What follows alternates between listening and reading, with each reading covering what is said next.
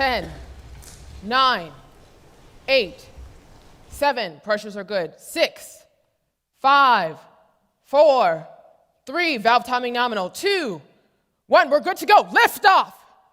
5,000 miles, no excessive vibrations. 10,000 miles, temperatures are good. 15,000 miles, 17,000 miles. Yes, we are in outer space.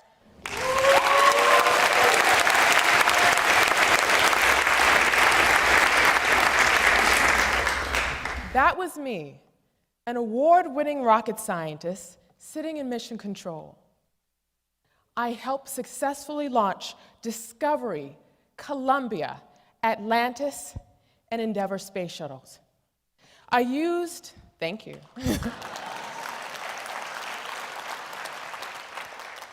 I used mathematics and science to calculate the probability of catastrophic explosion within the space shuttle's flight. In all, I helped launch with a great team of people, 28 space shuttle missions into outer space.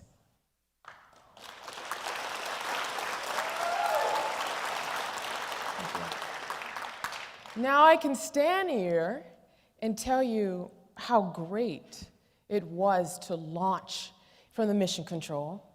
I can tell you how it was like to sign off and authorize multi-million-dollar engine tests. But I'm not.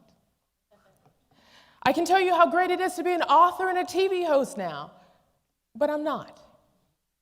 Rather, I'm going to talk about you and me and what comes in our mind in the middle of challenges. Fear. Fear. What have you always wanted to do in life? Do you want to be a multi-million-dollar business owner? Do you want to be the first in your family to graduate from college? Do you want to start a family? Well, for me, I always wanted to be a rocket scientist, but obstacle and roadblocks came into my path where I questioned whether or not I'd be able to do it. The truth is this: if we do not have a way to reprogram our minds to overcome fear, we will never be successful at our own specific missions in life. But there's good news. I have personally devised a 3-step method to overcome fear and reprogram the brain using 3 key decisions, and I'm going to share them with you today. The first decision is this: you must name and reject your fear. You must name and reject your fear. Now, the easiest way for me to tell you about all these 3 decisions is to take you back in my life and to share with you what happened with me so you have a better idea of how to use these 3 decisions.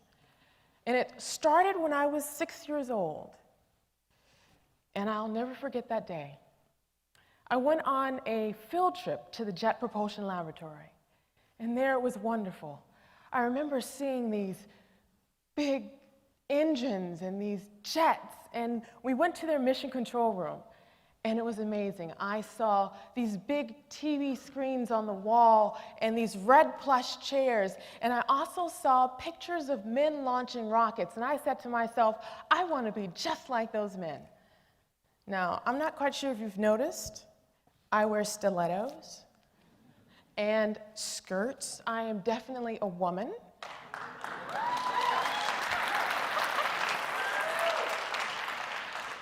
And that didn't stop me. I wanted to be just like these men.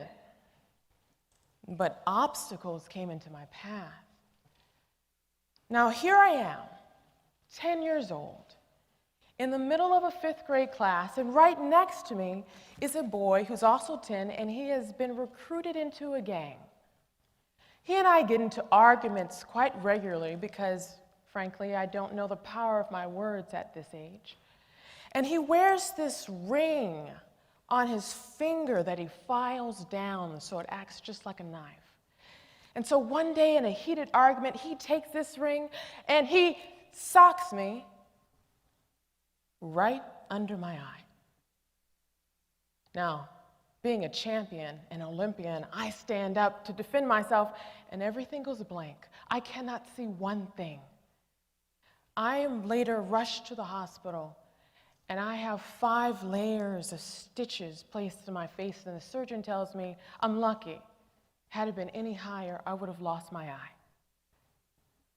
Now, I'm pulled out of school for months, where right next door there's a crack house, and I see people getting high on the outside of my bedroom window, and our mother has us sleep in the bed in a certain direction, so if the bullets came through the house, if it came through the walls, it would hit our feet first and not our head.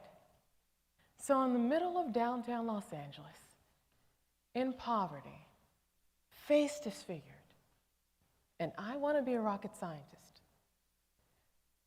Next, I am placed into another school where I fail algebra, then I fail geometry, and then I go to a performing arts school and I fail chemistry, then make a D in calculus. Then a blessing occurs.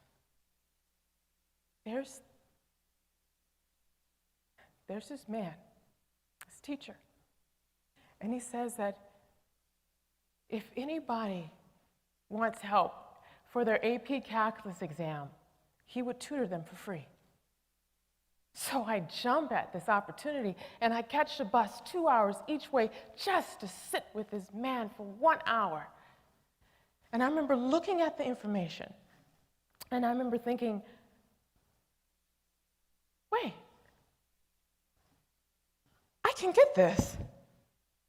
I can get this. I may not understand it now, but I will. I'm not going to let failure stop me. And that was the first time I learned to name and reject my fear. It would be a beautiful story if I told you that I took the AP calculus exam and passed it, but no, I failed it miserably. But what I learned is that process to invest in myself and others in education.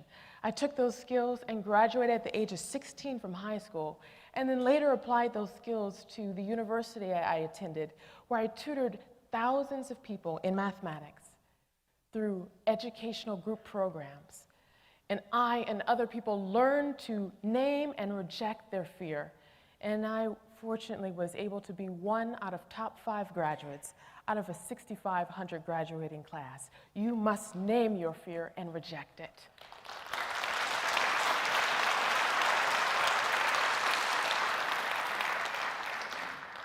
The second decision is this.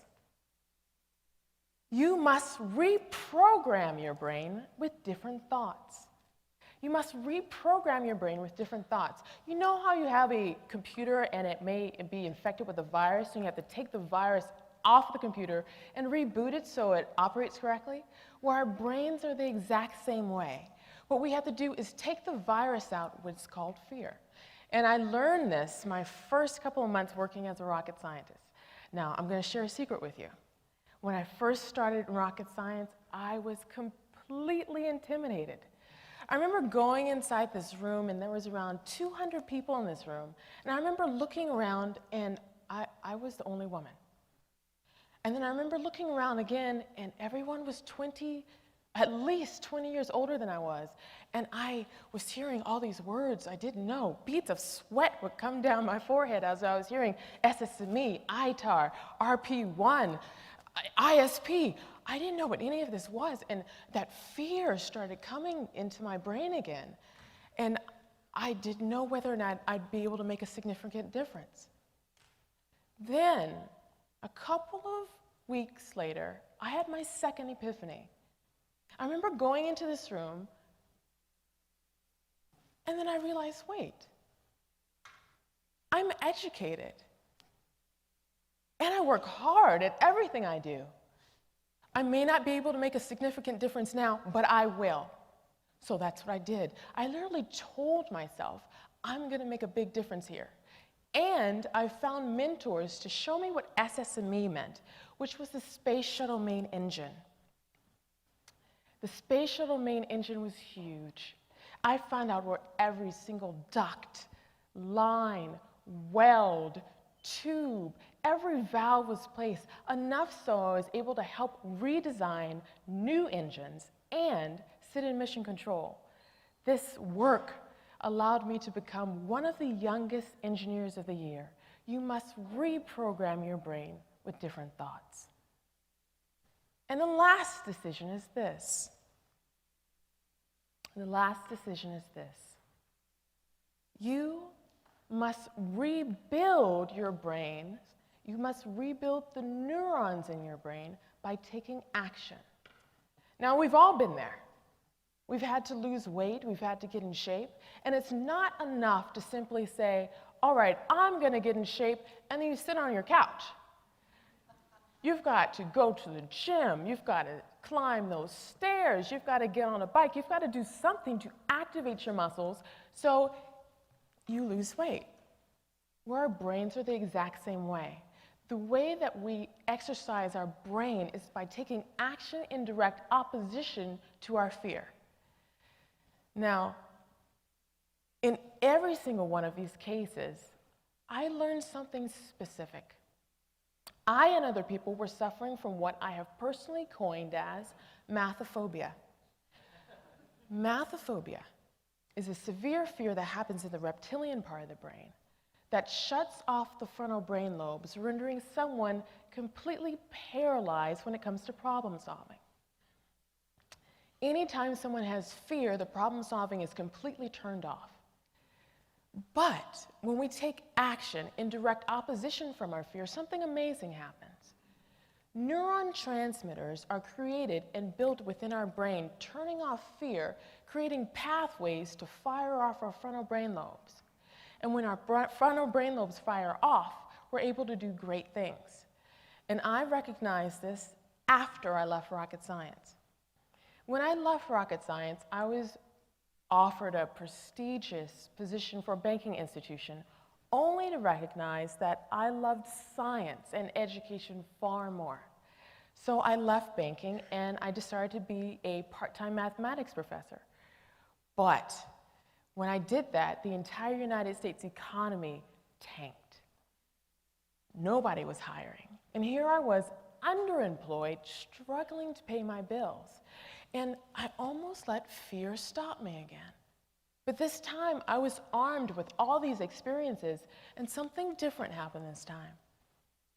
I remember sitting there, thinking, what am I going to do? And then I had my latest realization. Wait, I'm talented. If no one is hiring, why not hire myself? So that's what I did. I hired myself. I created my own educational entertainment company. First, I created my website with all the cool different science, technology, engineering, and math videos. Then what I did is form the company specifically. I had to find out the difference between the S corporation and a C corporation. Next, what I did is I hired tutors. Then I wrote a book. Now my team and I are creating educational TV shows for network programming. I didn't know how to do any of this. But in that process of learning to become a beginner again, what I was doing is turning off the fear in my own head, creating neuron transmitters in my own brain, firing my frontal lobes, allowing myself to be creative and creating opportunities. So, if there's one thing I want you to remember today, it's this. You can reprogram your brain to override fear if you name and reject your fear.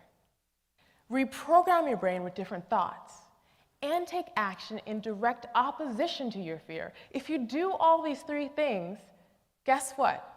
You can do anything you set your mind to, even become a rocket scientist.